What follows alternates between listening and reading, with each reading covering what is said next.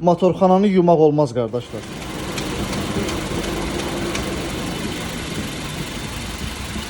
Buxar aparatı deyilən bir şey var. Ondakı xüsusi maye, xüsusi dərmanlar vururlar. Müəyyən yerlər var ki, onlar bağlanılır. Ondan sonra başlayırsınız motorxananı təmizləməyə. Bildiyimiz moyka aparatında naporu dirəmək qətiyyən olmaz. Motor yerindən çıxırdı, EPC işarəsi yanırdı. Seat Ibiza 1.6 motor. Açmışıq ki, sveçalar suyun içindədir. İndi açıb qurudacağıq. Bu vəziyyətdə işləyəndə də benzin sərfiyyatı da çox olur.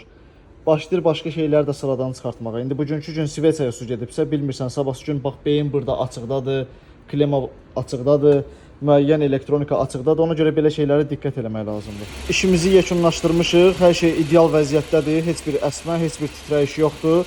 Qaz ver bir iki dənə. Yaxşı. Hər şey ideal vəziyyətdədir. Tövsiyəm odur ki, müəyyən yerləri bağlatdırmamış, motorxanaya napor vurdurmayın. Buxar aparatı ilə yuduzdurun, onu da bilən adama mütləq şəkildə.